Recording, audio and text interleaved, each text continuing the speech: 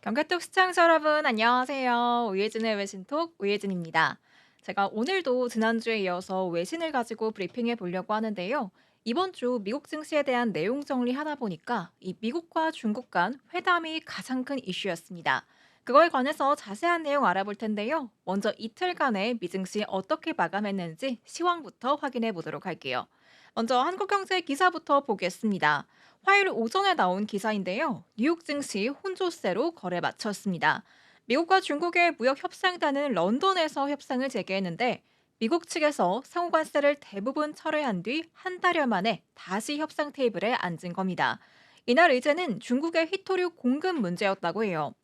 앞서서 트럼프와 시진핑 중국 국가주석이 전화통화에서 히토류 공급 문제를 해결하기로 교감한 만큼 협상은 무난하게 흘러갈 것이라는 관측이 우세했습니다.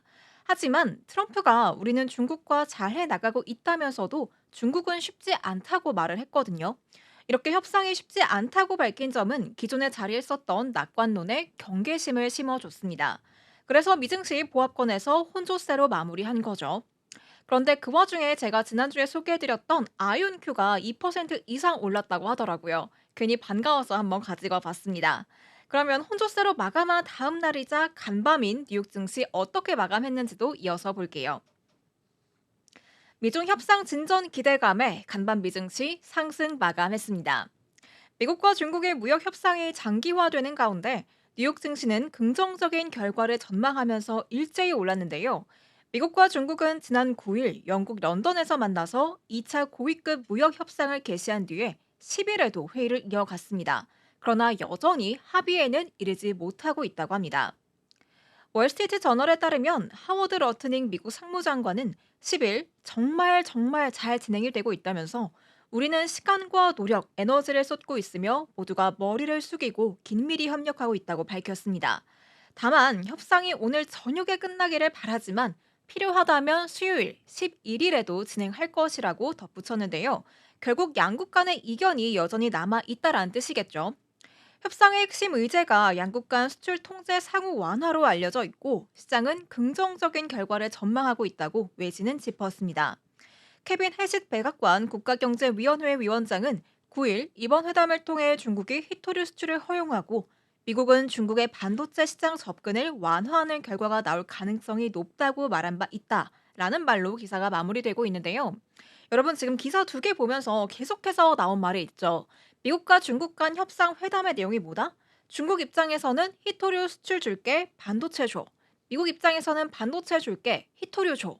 이렇게 정리해 볼 수 있을 것 같은데요. 그렇다면 히토류가 도대체 뭐길래 미국이 이렇게까지 원하고 있는 걸까요? 자세한 내용 알아보도록 할 텐데 트럼프의 행보를 지칭하는 신조어가 생겼더라고요. 이거 먼저 확인해 보고 이어서 확인해 볼게요. 보시면 타코라는 말입니다. 우리가 흔히 먹는 타코의 그 뜻이 아니라 보시면 Trump always chicken out라는 말의 그 앞자만 딴 건데 트럼프는 언제나 겁먹고 물러선다라는 의미입니다. 트럼프를 조롱하는 듯 하지만 동시에 그의 협상 전략을 압축하는 단어라고 할 수 있는데요. 겉으로는 물러서는 모습처럼 보이지만 실제로는 위협한 이후의 후퇴 그리고 실리 확보라는 계산된 수다라는 분석도 있습니다. 강경했던 트럼프가 시진핑 주석에게 먼저 전화를 걸었습니다. 수개월간 끊겼던 외교 채널을 트럼프가 직접 열었다는 점에서 의문이 커졌습니다. 왜 지금일까요? 해답은 히토류라고 합니다. 스마트폰, 전기차, 미사일, 반도체, 이 모든 첨단 기술의 핵심에 있는 게 바로 히토류이기 때문인데요. 그리고 전 세계 히토류의 약 90% 이상은 사실상 중국이 좌지우지하고 있습니다. 히토류 수출을 무기화한 중국의 대응은 미국 경제에 타격을 줬고 결국 트럼프는 다시 타코 모드에 들어간 걸지도 모르겠다는 내용이 나옵니다. 최근 미국은 중국을 상대로 항공 엔진과 반도체 부품, 소프트웨어 등 첨단 기술 수출을 제한하는 조치를 단행했습니다. 이내 중국이 히토류 광물 수출을 제한한 데 대한 맞대응 성격이 강한데요. 트럼프 대통령은 중국 제품에 최고 145%에 달하는 고율 관세를 부과하면서 강수를 뒀고 중국은 이에 히토류라는 핵심 자산을 틀어주면서 반격했습니다. 히토류는 단순한 자원이 아니에요. 고성능 전자기기, 전기차 모터, 항공기 엔진에 필요한 필수적인 자원으로 세계의 산업 구조를 뒷받침하는 자원입니다.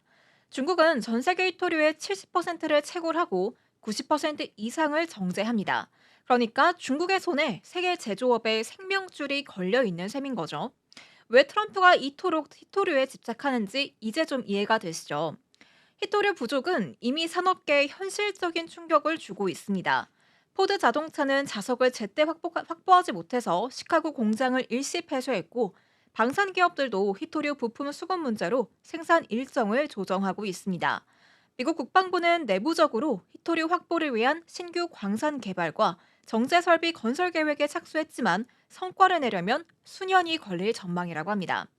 이 와중에 트럼프 대통령은 시진핑에게 먼저 전화를 한 거죠.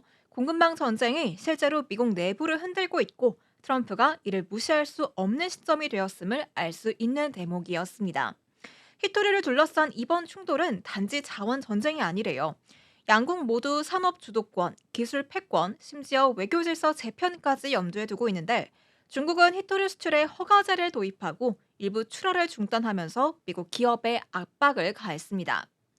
이 상황에서 다시 회자되고 있는 단어가 바로 타코입니다. 5월 달에 열렸었던 제네바 회담에 이 미국은 관세 인하를 조건으로 중국의 히토류 수출 재개를 요구했는데 여전히 미국 측은 중국이 약속을 고의로 지연하고 있다면서 불만을 표시하고 있습니다.